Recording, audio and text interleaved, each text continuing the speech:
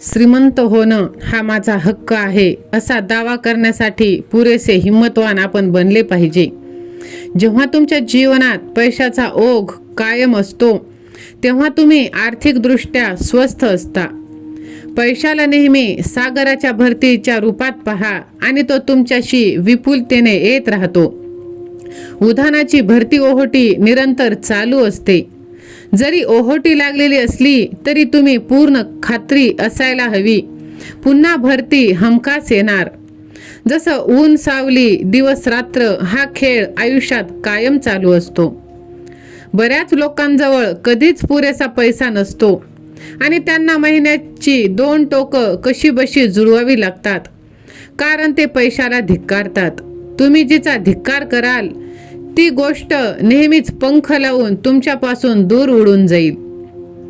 पैशाला ईश्वर बनवू नका, तो फक्त एक प्रतीक चिन्ह आहे. ही खरी श्रीमंती तुमच्या मनात असली पाहिजे. एक संतुलित जीवन जगण्यासाठी तुम्ही इथे आलेला आहात.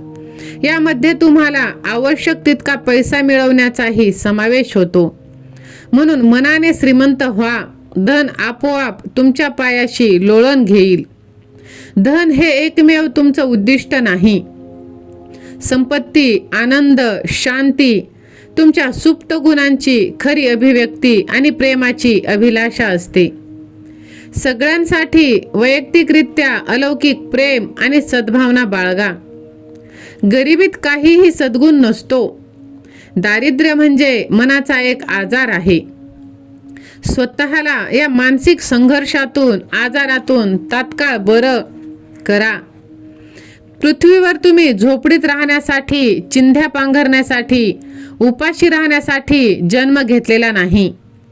अधिक समृद्ध जीवन जगण्यासाठी तुमचा जन्म झालेला आहे. पैशासाठी कधीही कचरा, घाण किंवा नको ते वाईट शब्द वापरू नका. तुम्ही ज्याची निंदा करता ते तुम्ही गमावून बसता. पैसा हा मुळात कधीच चांगला किंवा वाईट नाही, पण त्याच्याकडे तुम्ही ज्या दृष्टीने पाहता तसाच तो बनतो. सारखं म्हणा, मला पैसा आवडतो, मी त्याचा उपयोग शहाणपणानं, न्यायपूर्ण, सर्जनशीलतेनं करणार आहे. मी पैशाला आनंदानं मुक्त करतो आणि तो 1000 पटींनी वाढून माझ्याकडे परत येतो. तुम्हाला खाणीत सापडणारं तांब, शिस, पत्रा, लोखंड यापैकी पैसा जास्त वाईट नाही. सगळा वाईटपणा अज्ञानातून किंवा मनाच्या शक्तीच्या दुरुपयोगातून होत असतो. तुमच्या मनात तुमच्या इच्छापूर्तीचं चित्र रेखाटल्यामुळे तुमचं अंतर्मन प्रतिक्रिया करतं आणि तुमचं मानसिक चित्र वास्तवात साकार करतं. काही न देता काही मिळवण्याचा प्रयत्न थांबवा. फुकट जेवण कधीच मिळत नाही. काही मिळवण्यासाठी तुम्ही काही दिलं पाहिजे. जर तुम्ही तुमच्या लक्ष्याकडे, आदर्शाकडे, धाडसाकडे मानसिकरित्या लक्ष दिलत तर तुमचं गहन मन नेहमी तुम्हाला पाठिंबा देईल. म्हणूनच तुमच्या अंतर्मनाचे नियम लागू करून त्याला संपत्तीच्या विचारांनी चिंब करून टाकणं हीच तुमची संपत्तीची गुरुकिल्ली आहे. आयुष्याच्या साहसी खेळात जिंकणं हेच खरं यश आहे. आनंदमय आणि सुखी दीर्घकालीन आयुष्य जगणेच म्हणजे यश. या सद्गुणाचा शाश्वत अनुभव घेणं यालाच अनंत जीवन असं म्हटलं जातं. आयुष्यात शांती, सुसंवाद, सुरक्षितता, आनंद अशा खूप गोष्टीचं खऱ्या अर्थानं महत्त्व आहे. मानवाच्या सखोल सत्वातून त्यांचा उगम होतो आणि या गुणांच्या चिंतनानं हा स्वर्गीय ठेवा आपल्या अंतर्मनात उतरत असतो. कपड्यांना लागणारी कसर खाऊ शकत नाही वा लोखंडाला लागणारा गंज संपवू शकत नाही. ज्याची चोरी करू शकत नाही.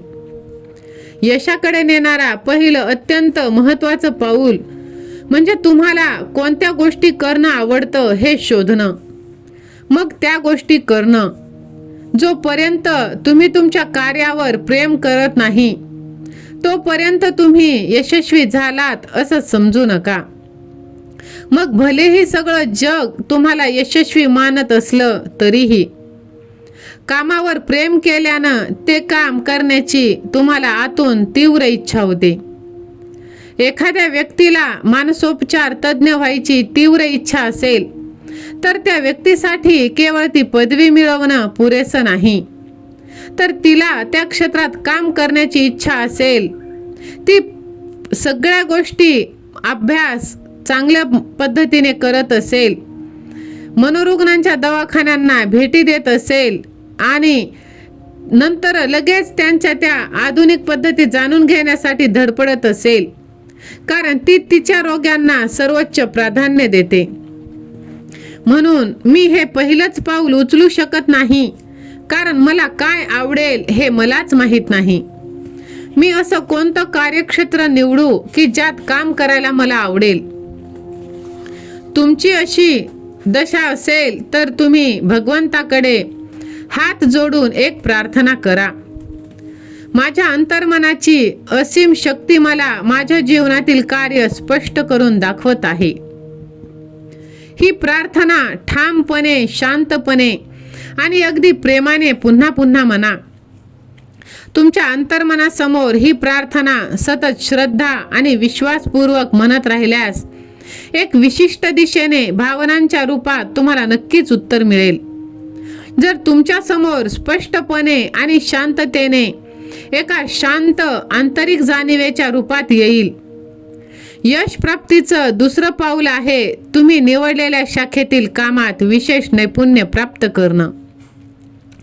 कसे तरी काम पूर्ण करणं खरं यश नाही. तुम्ही जी गोष्ट करू इच्छिता तिचा वाटा फक्त तुमच्या पुरता मर्यादित असू नये. तुमची इच्छा संकुचित असू नये. तुम्ही केलेल्या कामामुळे मानवजातीचं कल्याण झालं पाहिजे आणि तो एक वर्तुळाकार मार्ग असला पाहिजे. म्हणून तुम्ही जे काम करता त्या कामावर प्रेम करा.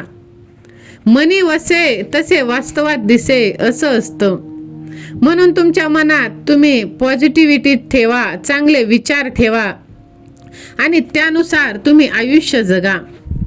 पहा, कोणतीही गोष्ट तुम्ही जसं विचार करता तसंच ते आयुष्यात येत असतं. जर तुम्हाला घर, इतर कोणत्याही प्रकारची संपत्ती विकायची असेल तर शांतपणे तुम्ही विचार करून त्या गोष्टी करायला पाहिजे. यशाच्या कल्पनेतच यश सामावले आहे. स्वतःशीच यश यश हा शब्द मनात वारंवार उच्चारा, जेणेकरून तुमचं अंतर्मन यश आकृष्ट करेल. आणि पहा, यशस्वी व्यक्ती तिच्या कामावर प्रेम करते आणि आळशी व्यक्ती दिलेल्या कामात खोट काढत बसते. म्हणून आहे त्यात समाधान माना आणि त्यातच नवीन संधी शोधा, कारण तुमच्या आयुष्यात ते सुद्धा प्राप्त होत असतं ज्याची तुम्ही कल्पना सुद्धा केलेली नसते. श्री स्वामी समर्थ.